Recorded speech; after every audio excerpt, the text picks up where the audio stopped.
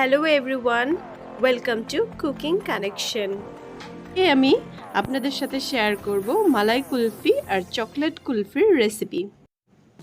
তার জন্য প্রথমে আমি কড়াইটা বসিয়ে দিলাম।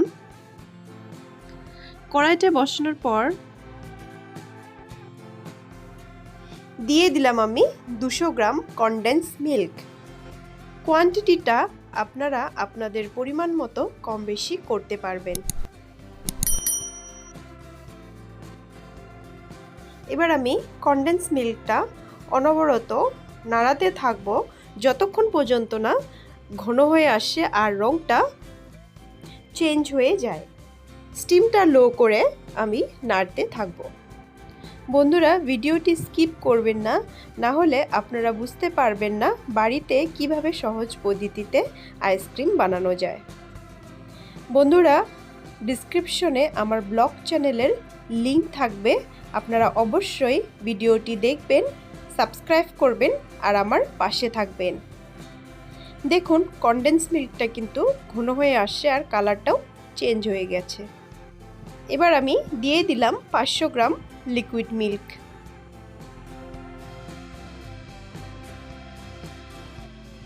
এবারে লিকুইড মিল্কটা অনেকক্ষণ ধরে ফোটাবো যাতে কনডেন্স মিল্কের সাথে ভালো করে মিশে যায়, কোনো ধরনের দানা দানা না থাকে। এখানে আমি চিনি ব্যবহার করব না, আপনারা চাইলে দিতে পারেন। দিয়ে দিলাম ছোট ছোট করে কেটে রাখা অল্প পরিমাণে কাজু।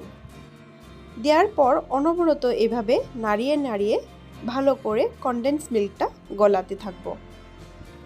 গরমের সময়ে বাজার থেকে আইসক্রিম না কিনে আপনারা এভাবে বাড়িতে বানিয়ে খেতে পারবেন।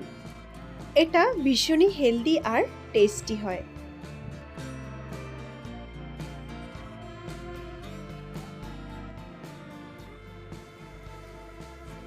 আমাদের আইসক্রিমের জন্য মালাই বানানো হয়ে গেছে।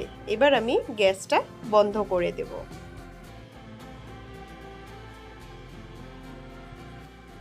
মালাইটা সম্পূর্ণভাবে ঠান্ডা হওয়ার পরে আমি একটি বাটিতে আধা ঢেলে নিচ্ছি। চকো কুলফি বানাবো, তার জন্য দিয়ে দিলাম 1 চামচ চকো পাউডার।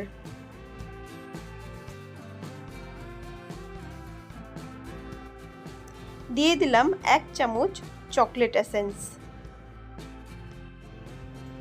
এবার সবগুলো উপকরণ মিশিয়ে নিলেই তৈরি হয়ে গেল আমাদের চকো মালাই।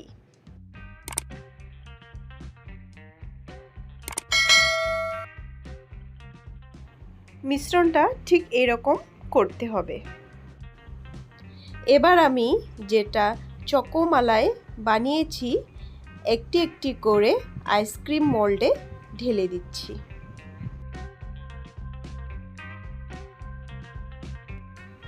আপনাদের যদি আইসক্রিম মোল্ড না থাকে সেক্ষেত্রে আপনারা পেপার কফি কাপেও এভাবে ঢেলে আইসক্রিম বানাতে পারবেন। এবার আমি যেটা মিল্ক মালাই বানিয়ে রেখেছিলাম সেটা একটি বাটিতে ঢেলে নিচ্ছি। মিল্ক মালাইটা এবার আমি একটি কাপের সাহায্যে আইসক্রিম মোল্ডে একটি একটি করে ঢেলে দেব।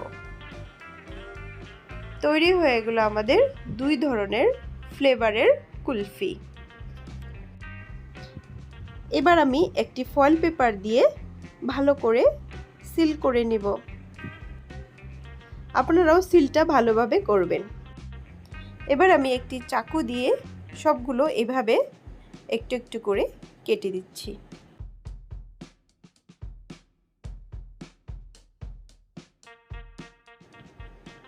এবার আমি আইসক্রিম স্টিকগুলো কেটে রাখা জায়গাগুলোতে এভাবে আমি ঢুকিয়ে দিব ভালো করে।